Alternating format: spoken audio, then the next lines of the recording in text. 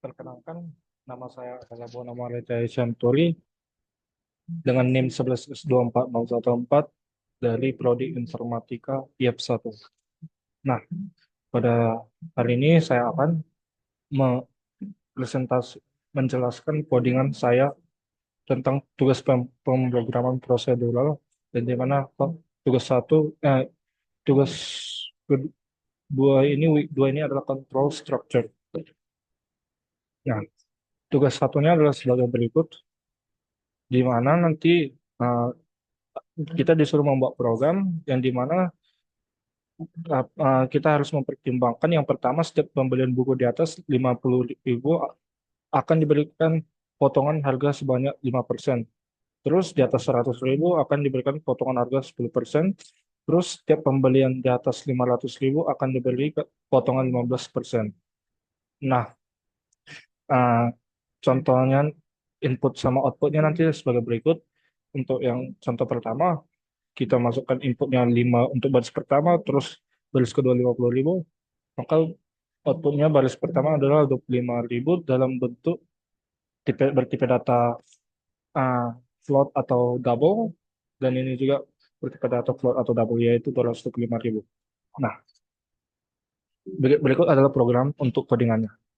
Nah, di sini kita membuat input studio stdio.a untuk menampilkan teks, terus stdio.a jika kita ingin menggunakan operator logika. Nah, di sini ada function yang merupakan main functionnya. Nah, dalam main function ada bodinya yang dimana nanti kita mendeklarasikan variabel jumlah buku dan harga buku yang dimana belum di assign value.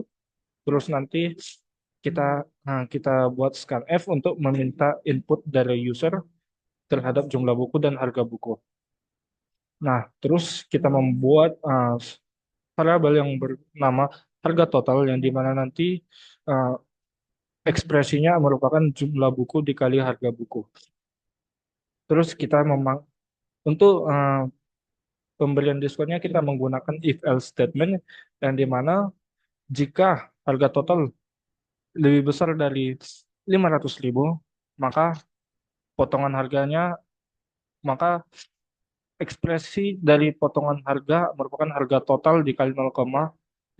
Nah, perlu diingat kita menggunakan tipe data double karena dia dikali dengan bilangan yang berkoma, dan outputnya juga diminta bilangan yang berkoma. Nah, terus kita print yang dimana nanti kita menggunakan format specifier LF yang dimana nanti kita menginginkan dua angka dua angka di belakang koma. Terus kita print potongan harganya, begitu juga untuk seterusnya kita bikin new line supaya dia berada di baris baru outputnya. Terus harga total itu dikurang potongan harga. Karena diskon itu merupakan harga total dikurang potongan harganya.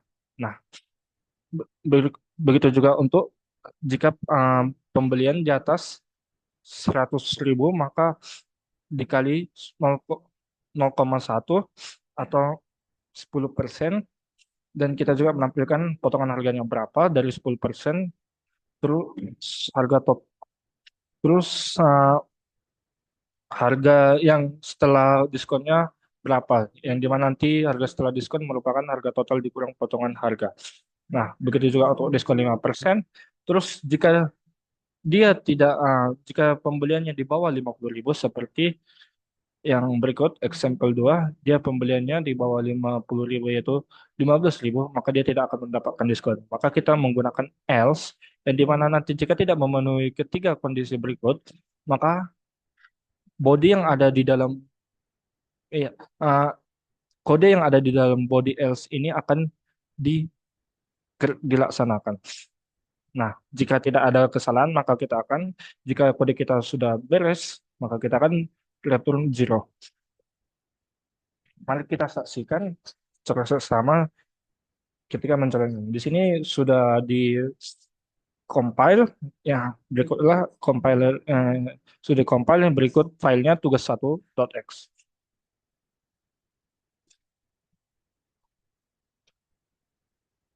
Terus oh,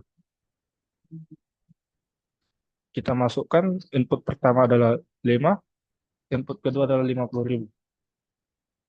5 ini untuk jumlah bukunya, terus harga satu buku ini 50.000, nanti dia akan dikali. Nah, sesuai dengan yang diminta pada example satu yaitu 25.000, dan harga setelah potongan setelah diskon adalah 225.000. Nah, mari kita laksanakan example yang keduanya.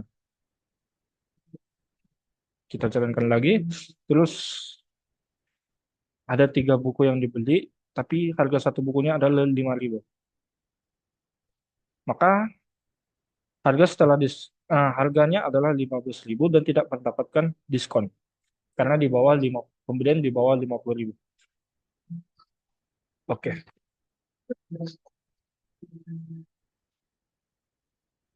Untuk yang tugas 2 adalah sebagai berikut. Jadi Ucok bertemu seorang ahli gizi dan dia berbincang dengan ahli gizi tersebut. Terus Ucok ingin tahu lebih banyak mengenai makanan 4 sehat 5 sempurna. Nah, berikut yang Ucok ketahui tentang makanan 4 sehat 5 sempurna. Nah, terus Ucok terus sang ahli gizi menyimpulkan menu makanan 4 sehat 5 sempurna tersebut, yang dimana kondisinya adalah sebagai berikut. Yang dimana satu, apabila kamu hanya makan makanan pokok, you need side dishes. Terus dua, apabila kamu hanya makan makanan pokok dan lauk pauk, maka you need vegetables. Ini output yang diharapkan nantinya, salah satu output yang diharapkan nantinya. Nah, terus setelah mendengar penjelasan dan berikutnya, dan seterusnya. Terus setelah mendengar penjelasan sang ahli gizi, Ucok jadi ingin mengembangkan sebuah program yang menampilkan kategori menu makanan 4 sehat 5 sempurna. Nah, berikut adalah hal yang diminta Ucok jika kita memperhatikan example satu dan example 2. Nah, jika kita memasukkan input satu, maka beginilah outputnya. Terus untuk example kedua, jika kita meminta input, kita menginput angka 3, maka beginilah outputnya. Nah, berikut adalah codingannya. Di sini, seperti biasa, saya input stdio.a untuk menampilkan teks atau menampilkan stringnya nanti ketika dijalankan atau di-execute. Terus saya membuat main functionnya, yang dimana dalam main function bodinya sebagai berikut. Saya deklarasikan variabel menu yang bertipe data integer dan nanti diminta inputnya. Nah, terus saya mengaplikasikan metode switch switch statement ke dalam program ini agar lebih mudah di uh, dikerjakan atau dibaca. Biar ini saya lebih suka menggunakan switch aja sih sebenarnya kalau untuk program seperti berikut. Nah, untuk case pertama, ini switch terus variable atau expressionnya switch, misalnya nanti saya mau input satu, switch satu, maka maka kode yang dijalankan adalah case pertama, terus switch 5 misalnya, saya input 5 ke dalam menu, maka dijalankan kode yang kelima. Terus jika tidak memenuhi dari 1 sampai 5, maka dia akan menjalankan kode yang ini, default, yang dimana menu tidak ada dalam daftar. Nah, di sini case pertamanya adalah staple food unit side dishes, seperti yang diminta, staple food unit side dishes. Terus nanti case yang keduanya side dishes staple food unit vegetables, memakan jika dia uh, meminta menu kedua. Terus jika meminta menu ketiga, yang dimana nanti dia udah makan makanan pokok, terus udah makan lauk pauk, maka dia memakan sayur, maka dia akan menghasilkan kesimpulan sebagai berikut, good. Nah, begitulah seterusnya. Nah, jika tidak ada memenuhi, maka menunya tidak ada di daftar, yang dari case 1 sampai case 5. Nah, di sini saya sudah mengcompile kode saya, yaitu tugas2.x. Mari kita execute filenya.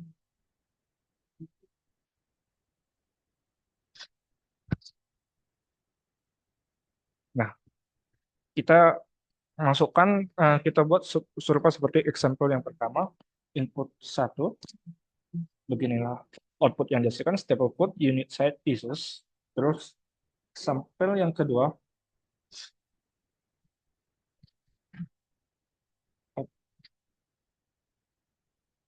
output tables. Oh, saya mohon maaf, ini sebelum ini compiler yang sebelumnya, saya compile lagi.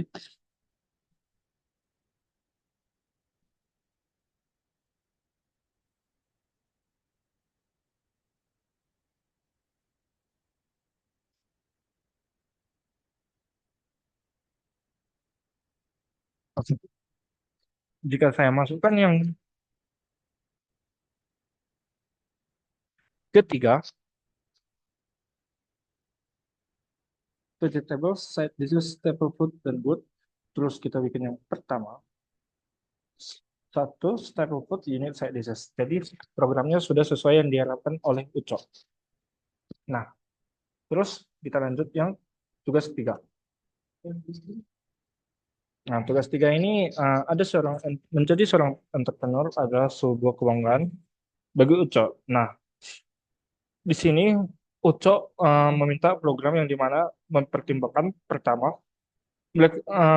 mereka harus menginisiasi set nilai bilangan pertama untuk setiap operasi. Untuk penjumlahan adalah nol, untuk pengulangan adalah nol, dan untuk perkalian di set, dan untuk perkalian adalah satu supaya hasil perkalian berikutnya tidak nol.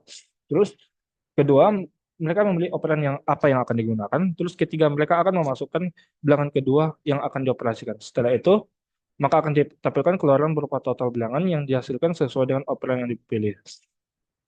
Nah, namun sebelumnya, Volta ingin menambahkan satu aturan dalam operasi perhitungan ini. Operasi perhitungan akan berakhir bila melakukan input kurang dari 5 kali atau memasukkan input minus satu. Nah, perhatikan example berikut untuk menambah pemahaman saya. Nah, beginilah case-case yang diminta untuk example satu dan example kedua. Nah, sebelum itu, saya jelaskan bagaimana cara untuk membuat mengcoding program ini ke dalam bahasa C. Nah, berikut adalah codingan saya, di mana saya include seperti biasa include studio titik H, terus std bool titik H untuk jika kita menggunakan uh, operator logika atau false boolean. Nah, tetapi saya rasa sebenarnya tidak menggunakan boolean. Nah, di sini adalah main functionnya yang dimana nanti bodinya, dalam body terdapat, saya mendeklarasikan variabel yang bernama operator, terus saya membuat scanf untuk meminta input dari operator berikut, terus saya deklarasikan tiga buah variabel yang bertipe data integer, yaitu result, number, dan if. Nah, ini adalah sebagai global variabelnya. Terus nanti global variabel ini akan diakses oleh setiap case nanti, setiap case yang didaftarkan atau dibuat. Nah, di sini saya menggunakan switch case yang dimana switch dari operatornya, dan dimana jika kita menggunakan operator yang digunakan oleh penjumlahan, maka dalam body dalam body dalam case-nya adalah saya menginisialisasikan result sama sama dengan nol karena dia meminta untuk penjumlahan di set nilai awal adalah nol. Nah, terus saya menggunakan for looping yang di mana nanti uh, saya inisialisasikan nilainya satu. Terus untuk kondisi yang kedua adalah jika lebih kecil dari 5, maka akan di-increment. Nah, artinya setelah satu perulangan selesai, maka nilai akan menjadi 2, terus hingga lebih kecil dari 5, yaitu 4. Nah, terus dalam for loop ini, saya bodinya terdapat meminta input dari number, karena nanti kan kita akan diminta menginput berulang kali. Nah, terus resultnya juga saya bikin dalam for loop ini, karena nilai yang dihasilkan nanti kan akan berubah seiring berapa input yang kita masukkan secara berkali-kali. Nah, terus result nilainya berubah, maka kita bikin result sama dengan result plus number. Terus kan dibilang tadi jika kita menginput -1, maka programnya akan berhenti. Nah, jika uh, input dimasukkan -1, maka dia akan meng- uh, print result sama dengan 0 untuk berikutnya. Terus dia break, artinya kodenya siap sampai sini. Nah, terus siap itu uh, printf yang saya panggil kode untuk result berikutnya nanti setelah kita menginput berkali-kali nanti akan saya ditampilkan hasil dari operan dengan input seperti berikut yang dimana plus untuk uh, nilai awal yang dioperasikan adalah 1 dan dia menggunakan operator positif penjumlahan, maka ini kan jadinya 0 plus 1 sama dengan 1. Terus plus 2, 1 plus 2 sama dengan 3. Artinya ini menjadi inputnya lagi. Begitu hingga seterusnya. Dan begitu juga berlaku untuk minus, case yang pengurangan. Dan juga case yang untuk perkalian. Nah, jika tidak ada jika operator yang dimasukkan tidak memenuhi dari ketiga case berikut, maka dia akan memprint invalid operator. Nah, di sini mari kita jalankan kodenya. Mari kita eksekusi file yang sudah dikompil. Saya sudah mengcompilenya, tugas 3X. Nah, kita coba untuk example yang pertama. Ada plus, kita masukkan input pertama plus, input yang kedua 1, maka dia akan menampilkan outputnya 1, 0 tambah 1 sama dengan 1. Terus kita masukkan lagi input yang keduanya adalah 2, maka dia 1 tambah 2 sama dengan 3. Terus jika kita masukkan -1,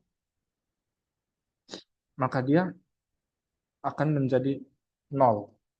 Karena programnya akan berhenti ketika kita menginput nilai -1. Dan dia akan menghasilkan output 0 yang dimana nanti tandanya programnya sudah berhenti. Nah, mari kita coba example yang kedua untuk perkalian. Nah, untuk perkalian kita masukkan tanda kali, terus kita masukkan input bilangan yang dioperasikan pertama kali adalah 2, maka 1 kali 2 adalah 2, terus 2 input yang kedua adalah 3, 2 kali 3 adalah 6, input yang ketiga adalah 5, 6 kali 5 adalah 30, dan input yang terakhir adalah 1, maka hasilnya 30.